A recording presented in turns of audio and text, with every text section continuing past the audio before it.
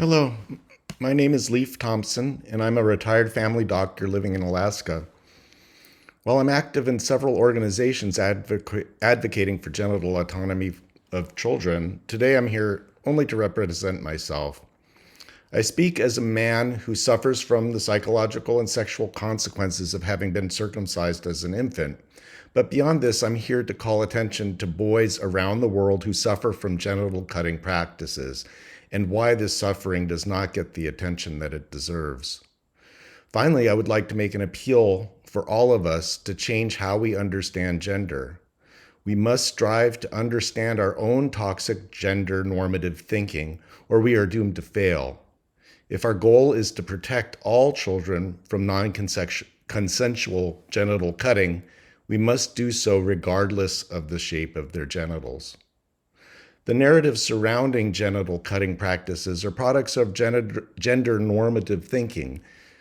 These narratives maintain that the suffering from non-voluntary genital cutting is dependent on the gender of the one being cut.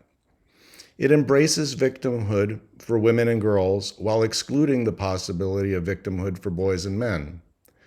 This gender-based narrative suppresses a candid discussion of the stories of boys and men while supporting the stories of girls and women.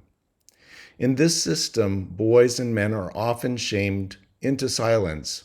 Victimhood is a sign of weakness and is not viewed as an acceptable male trait for the men themselves and for those around them.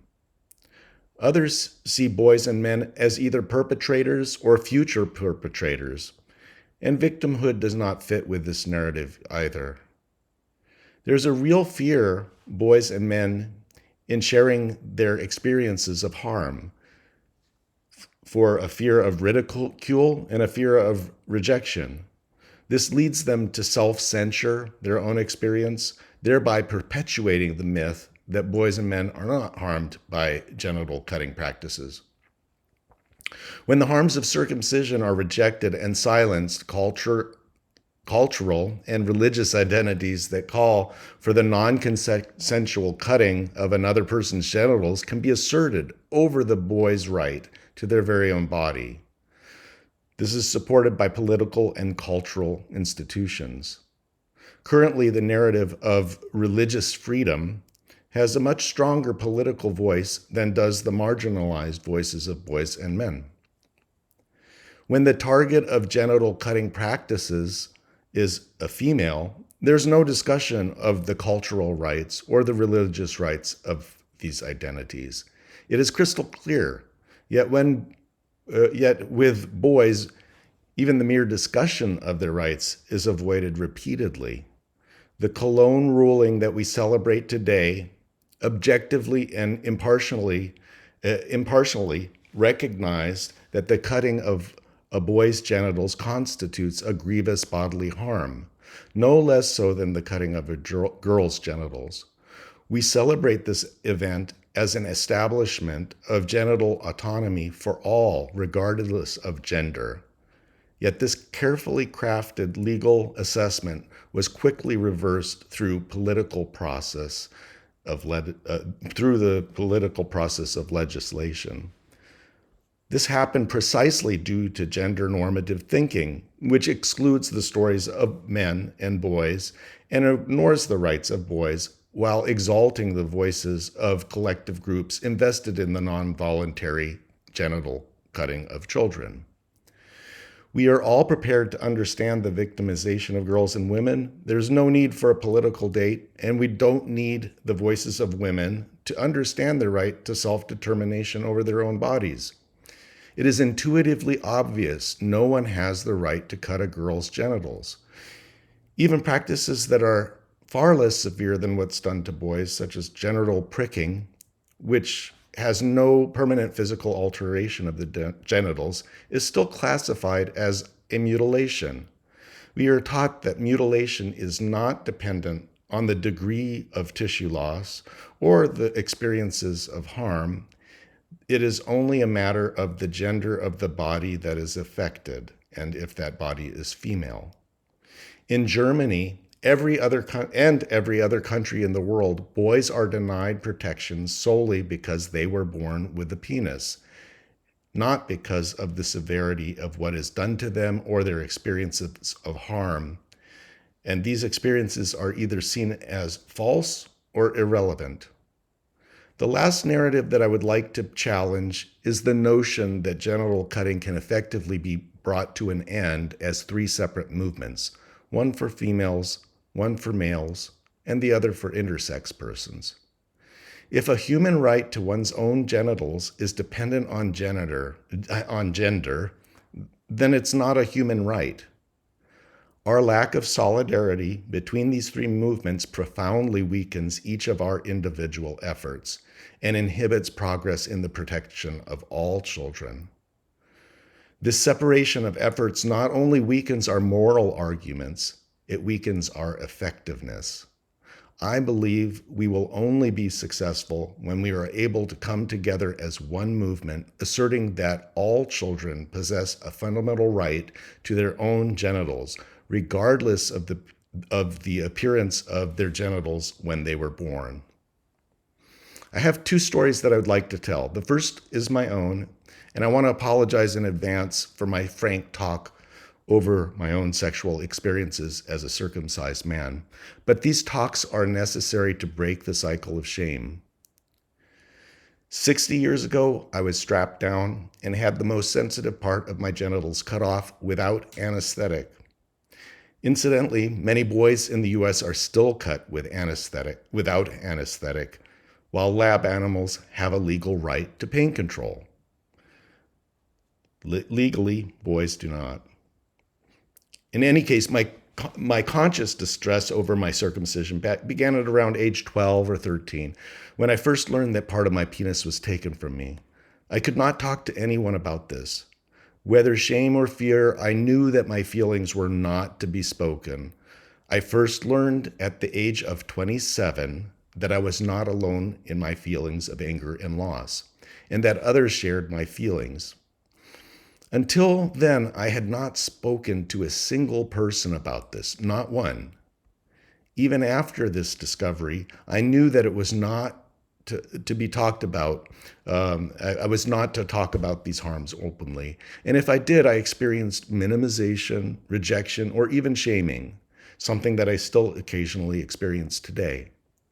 It wasn't until much, much later that I found the community and the strength to be able to speak out about my experiences openly, something I'm still learning to do, but I hope to do today and more in the future. My damage is not only psychological. I have problems with a lack of sensation and a difficulty reaching orgasm. My first experience receiving oral sex as a young man, I was completely unable to reach orgasm. I just thought I was inexperienced. Now I know from talking with other circumcised men that I'm not unique in this experience. In addition to the lack of sensitivity, I have pain at the site of the circumcision scar, which is positioned precisely at the area of my penis that should be providing me the most pleasure, the frenulum. For me, sex is a strange combination of trying to focus on pleasure while trying to block out pain. It's a challenge to maintain intimacy with my wife, all while having to work to achieve orgasm, one that may or may not happen. Focusing on my wife's pleasure is a joy, but focusing on my own is work.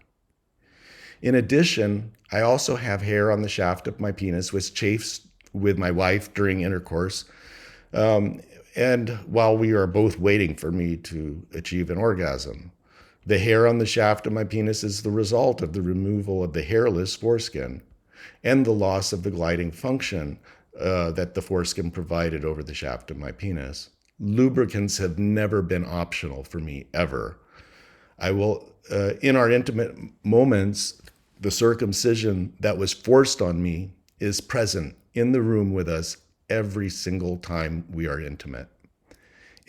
It is impossible for me to block this out, and I will never be able to experience my normal sexuality. This is why I call circumcision sexual violence, even when the intention was not to harm me. It is the forces that cast me out from any consideration that allowed this violence to happen. I'm well aware that the experience that I just shared will be heard by some with suspicion, discounted, minimized, and I know this to be based not on empirical knowledge, but is rather based on my identity as a male. I have a lifetime of experience with this. I'm used to this. But I have another story to tell. The next story happened recently in Pakistan. It's a story of a boy about 4 or 5 years old who is brought to the clinic from a faraway village, severely weak from blood loss. The picture, still fresh in my mind, is of a boy in a diaper overflowing with blood. His face is not shown, but his skin is dark, his toenails are ghost white, and he is limp like a rag doll. Shortly after this boy was brought to the clinic, he died from blood loss. I can only imagine what he experienced on the last day he was alive. His sense of betrayal as he was held down by those he loved and trusted the most. The pain in his genitals when his genitals were cut without even a thought for anesthetic. His fear as he started to bleed. The panic in his parents when the bleeding would not stop, and as they rushed to make the long journey to the clinic as their son bled to death. For the non-consenting adult, or for the female child, this would be seen as torture, assault, even sexual assault, or perhaps murder. But in our eyes, we have been trained to not see this when the victim is a male child. I have no doubt that his parents loved him deeply. In my heart, I ache with this tragedy for all of them, including the pediatrician who has seen boys die like this before. She had no hope that this practice will ever change.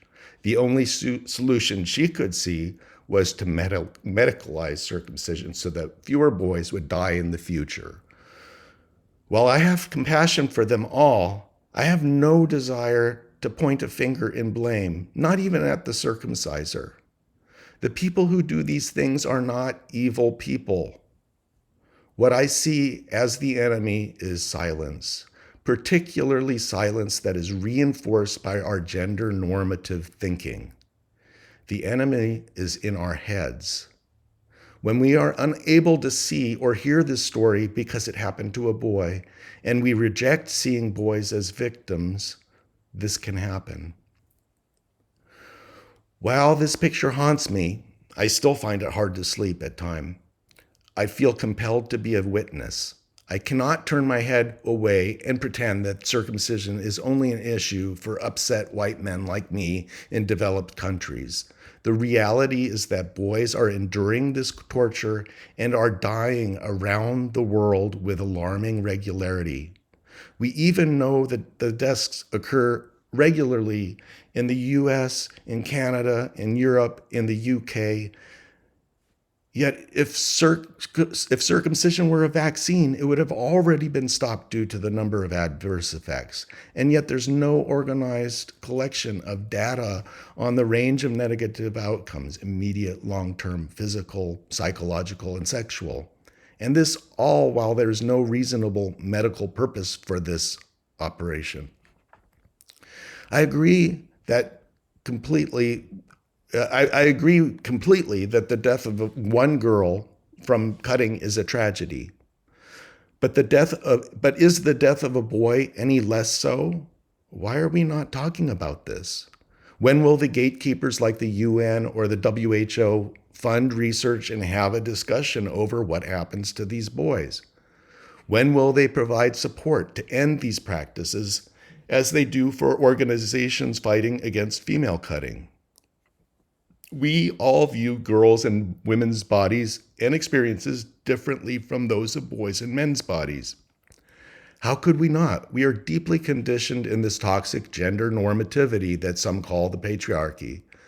This way of thinking supports girls' capacity to have feelings, and along with this, we recognize the capacity of girls and women to suffer.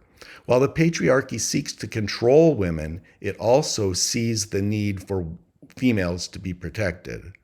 Simultaneously, this system seeks to harden boys and make them soldiers and protectors. Male feelings are minimized. We want our boys to feel less, and as a result, we feel less for them. This conditioning we all have internalized. If we can't see males suffering, why would we need to protect them? We are able to see females as victims, but it's much, much harder for us to see the victimization of boys and men. In fact, it's much easier for us to see men as perpetrators, even boys, than it is for us to see them as victims. As a man, I have also internalized this thinking. It hasn't been until this very year, 60 years after my circumcision, that I can understand my circumcision to be torture and sexual violence. I can now see myself as a victim only after individual therapy and after attending online support groups created by 15 Square as a shame-free space for men like me to talk. Some of you may find that what I'm saying is an exaggeration, but if I were born with a vulva, both you and I know that my claim of harm would be more easily accepted. I'm speaking on my experience today not to ask or plead with you to hear my special personal story. Rather, I'm here to demand that you listen to the stories of boys and men. I'm not sharing my story to ask for pity for myself. What I'm demanding is that we shed our gender normative conditioning so that we will be able to hear the stories of boys and men that are harmed by genital cutting. It is only by listening and hearing these stories that we will be able to break the cycle of torture, not only for boys, but also for girls and intersex children as well. I'm sure that my position and my demand will anger some of you. I'm not trying to take attention away from the tragedy of the cutting of girls or intersex children. I only want that we have an understanding of the violence against all of our children. And we will only understand that if we include boys in that discussion. If we're going to move beyond this toxic gender normativity, which negatively affects all of us, we need to challenge ourselves, and we must examine ourselves even when it's hard to do so. I'm convinced that our enemy is not in a culture far away. The blame is not in men or in women. It's not in Jews or Muslims or other cultures or religions where identity is intertwined with the genital cutting practices. And it's not with the doctors or the cutting practitioners. I see the enemy as living within each of us. We have internalized this deafness and silence to the suffering of children, and particularly to the suffering of boys. We must look inward to fight this, even as we advocate for children everywhere. I'd like to make one last comment over how we might move forward, and perhaps with more success. In Alaska, there's an animal that we call the muskox. When they are threatened, they form a circle around their young with massive horns facing outward. They'll fiercely protect their young, but they don't care at all if a calf is male or female. If we were to follow their example, would it really matter what our children's genitals look like in order for us to form ourselves in a circle to protect them? A child is a child. A cut is a cut. Just as the muskox, we must protect all of them. We need to shed our thinking that would leave boys outside of the circle. We must all come together because separated, we leave a weakness in the circle, and the circle will fail. Just last month, Gambia just used the religious freedom argument as their central argument in their effort to legalize the cutting of girls once again. Now, the health benefits are increasingly being promoted as a reason for cutting the genitals of girls in other regions. While we Westerners might look down on these practices of cutting girls as backward and horrific, they are using our very own rationalizations for male circumcision as justification for the cutting of girls. And who can blame them? They see our hypocrisy even when we don't. Our blindness to the suffering of boys is directly negatively impacting the protection of girls. So even if that were our only objective, the protection of girls, keeping boys separate is damaging that cause. We need to rid ourselves of these false divisions between female and male genital cutting. We need to stop the divisions with intersex genital cutting as well. The genital cutting of all children must end. These distinctions must stop, not only because it's morally and ethically wrong, but because if we don't come together, we will fail.